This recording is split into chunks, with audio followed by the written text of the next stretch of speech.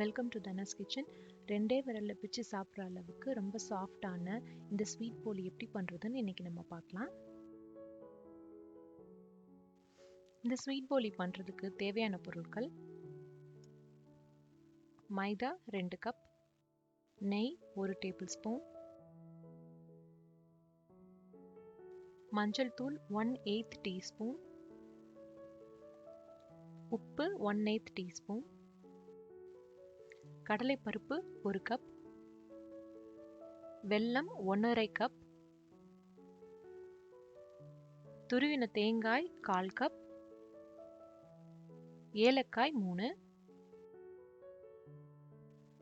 இப்போ முதல்ல இந்த கடலைப்பருப்பை வேக போட்டுக்கலாம். 1 கப்பு கடலைப்பருப்புக்கு இப்போ நான் 3 கப்பு தண்ணி ஊற்றி வேக வச்சுக்கிறேன். கொஞ்சமாக உப்பு சேர்த்து வேக விட்டு போகிறேன். இந்த பருப்பு இப்போ வெந்துட்டு இருக்கும் போதே மாவு ரெடி பண்ணிக்கலாம். அதுக்கு 2 கப்பு மைதா மாவு, 1/2 டேபிள் ஸ்பூன் நெய், உப்பு கொஞ்சம், மஞ்சத்தூள் கொஞ்சம் போட்டு நல்லா பிசைஞ்சுக்கலாம். இந்த மாவு முதல்ல ட்ரையாகவே நல்லா பிசைஞ்சுக்கலாம். எல்லா இடத்துலையும் மஞ்சத்தூள், உப்பு, நெய் எல்லாம் கலந்துக்கிற மாதிரி நல்லா கலந்துட்டு அதில் 1 கப் அளவுக்கு தண்ணி சேர்த்துக்கலாம். இப்போ 2 கப்பு மைதா போட்டோம்னா அதுக்கு 1 கப்பு தண்ணி ஊற்றுறது தான் இந்த போலி மாவு செய்கிறதுக்கான கரெக்டான பதம். இந்த மாவு பார்த்தீங்கன்னா சப்பாத்தி மாவை விட இன்னும் கொஞ்சம் நெழுகலாக இருக்கணும். அதே மாதிரி சப்பாத்தி மாவு பிசைகிற மாதிரி ரொம்ப அழுத்தி பிசையக்கூடாது. வெறும் விரல்களை வச்சே பிசைஞ்சு எடுத்துக்கணும். இப்படி நம்ம மாவு பிசைஞ்சு எடுத்துக்கிட்டோம்னா ரொம்ப சாஃப்டான மாவு நமக்கு கிடைக்கும். இப்போ நம்ம மாவு பிசைஞ்சாச்சு. அதுக்கு மேலே கொஞ்சமாக நெய் விட்டு சுற்றி தடவி அதுக்கு மேலே நான் ஒரு பேப்பர் போட்டு கவர் பண்ணி வச்சுக்க போகிறேன். ஸோ இந்த மாவு வந்து ட்ரை ஆகாமல் நல்லா சாஃப்டாக கொஞ்சம் நேரம் ஊறிட்டு இருக்கட்டும்.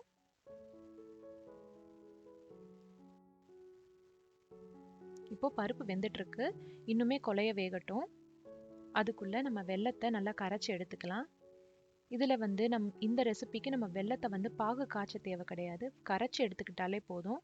அதுக்கு 1/2 கப்பு வெல்லம் போட்டு கொஞ்சமாக தண்ணி ஊற்றி நான் கரைச்சி எடுத்துக்க போகிறேன். லைட்டாக சூடு பண்ணாலே போதும், நல்லா கரைஞ்சிரும். கரைஞ்சக்கப்புறம் வடிகட்டிக்கலாம்.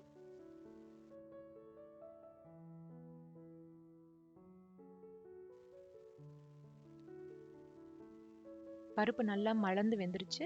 இந்த பருப்பை நல்லா மசிச்சு எடுத்துக்கலாம். இந்த மசிச்ச பருப்போட நம்ம கரைச்சி வச்சிருக்க வெல்லம் இருக்கு இல்லையா, அதை சேர்த்துக்கலாம். நான் 1 கப்பு கடலை பருப்புக்கு 1/2 கப்பு அளவுக்கு வெல்லம் போட்டு அதை காய்ச்சி இதில் சேர்த்துக்கிறேன். உங்களுக்கு வேணும்னா இன்னும் கொஞ்சமே ஸ்வீட் கம்மி பண்ணிக்கலாம். ஆனால் இது பர்ஃபெக்டாக இருக்கும். இப்போ பாருங்க, இந்த வெல்லம் வந்து சேர்த்த உடனேயே ரொம்ப தண்ணி விட்ட மாதிரி இருக்கும். ஆனால் அந்த பருப்பும் வெல்லமும் சேர்ந்து வெறும் 5 நிமிஷத்தில் நல்லா திக்காக ஆயிரும். இப்போ இந்த ஸ்டேஜில் 1/4 கப் அளவுக்கு துருவின தேங்காய் சேர்த்துக்கிறேன். அதோட நுணுக்கி வச்சிருக்கிற ஏலக்காய் பொடியும் சேர்த்துக்கிறேன். இது நல்லா கொதிக்கட்டும். இப்போ பார்த்தீங்கன்னா நல்லா சக்கரை பொங்கல் பதத்துக்கு வந்துருச்சு. இந்த ஸ்டேஜில் ஸ்டவ்வை ஆஃப் பண்ணிவிட்டு நம்ம இந்த ஹீட்லேருந்து இன்னொரு பிளேட்டுக்கு மாற்றிடலாம். ஏன்னா இதுக்கு மேலே நம்ம கிண்டிட்டே இருந்தோம்னா ரொம்ப கெட்டியாயிரும். அப்போ நம்ம மாவுக்குள்ளே வச்சு ஸ்ப்ரெட் பண்ணும் போது ஈஸியாக ஸ்ப்ரெட் ஆகாது. இப்போ நம்ம ப்ரிப்பேர் பண்ண அந்த ஃபில்லிங்ஸை ஒரு அகலமான தட்டில் போட்டு கொஞ்சம் நெய் சேர்த்து கலந்து ஆற வச்சுக்கலாம். அது ஆறுனக்கப்புறமா பாதி எடுத்து நல்லா மிக்சியில் போட்டு அரைச்சி எடுத்துக்க போகிறேன். ஸோ இன்னும் கொஞ்சம் ஸ்மூத்தாக இருக்கும். நம்ம உள்ளே வைக்கிற ஃபில்லிங் ஸ்மூத்தாக இருந்துச்சுன்னா நம்ம அந்த போலி வச்சு மாவுக்குள்ளே வச்சு பிரிக்கும் போது நமக்கு ரொம்ப ஈஸியாக இருக்கும் விரிக்கிறதுக்கு. இப்போ அது ரெண்டையும் சேர்த்து கலந்துக்க போகிறேன். இப்போ பாருங்கள், நல்லா க்ரீமியாக கிடச்சிருக்கு நமக்கு. இப்போ உள்ளே வைக்கிற ஃபில்லிங்ஸ் நமக்கு ரெடி ஆயிடுச்சு. மாவும் ரெடியாக இருக்குது.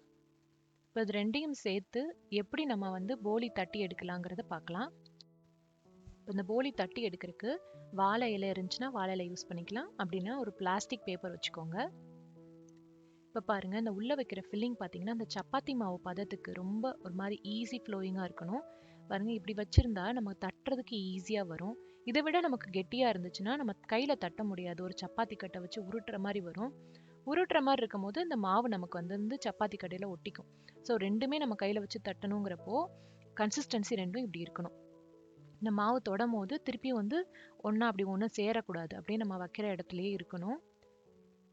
இப்போ நம்ம அந்த பேப்பர் விரிச்சு வச்சுருந்துருக்கோம் இல்லையா, அதுக்கு மேலே கொஞ்சமாக நான் நெய் தேய்ச்சிட்டு அதுக்கு மேலே இந்த மாவை வச்சு லைட்டாக விரிச்சுக்க போகிறேன்.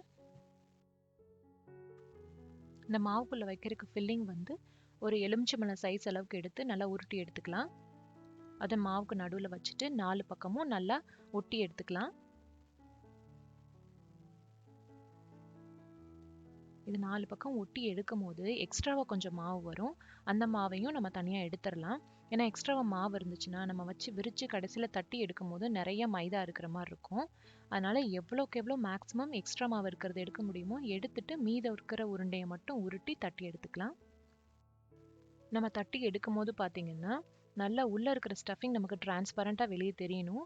அந்த அளவுக்கு நல்லா தட்டி எடுத்துக்கணும். அதே மாதிரி சைட்ஸ்ல இருந்து சென்டர் வரைக்கும் எல்லா பக்கமும் ஃபில்லிங்ஸ் இருக்கிற மாதிரி நல்லா தட்டி எடுத்துக்கணும். இந்த மாதிரி ஸ்ப்ரெட் ஆகணும்னா நல்லா சாஃப்டாக வச்சுக்கணும். அதாவது மாவையும் சாஃப்டாக இருக்கணும், நம்ம உள்ளே வச்சிருக்க ஃபில்லிங்கும் சாஃப்டாக இருக்கணும். இப்போ நம்ம இந்த போலி சுட்டு எடுக்கிறதுக்கு என்ன தவா யூஸ் பண்ணுறோமோ அதை நல்லா சூடு பண்ணிடணும்.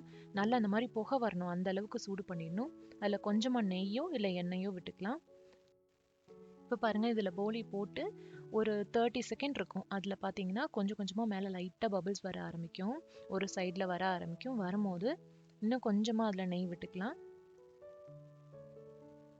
விட்டு அதை லைட்டாக ஸ்ப்ரெட் பண்ணி விட்டிங்கன்னா பாருங்கள் கொஞ்சம் கொஞ்சமாக பபிள்ஸ் வருது பார்த்தீங்களா. இப்போ இன்னொரு பக்கமாக திருப்பி போட்டுட்டிங்கன்னா நல்லா பஃப் ஆகி வரும். சாஃப்டான ஸ்வீட் போலி ரெடி. இப்படி நல்லா சூடாக இருக்கிற தவாவில் போட்டு செய்யும் போது போலி நல்லா சூடாக இருக்கும் போது மட்டும் இல்லாமல் ஆறி போனக்கப்புறம் கூட சாஃப்டாகவே இருக்கும். இதை வீட்டில் ட்ரை பண்ணி பாருங்கள். தேங்க்ஸ் ஃபார் வாட்சிங்.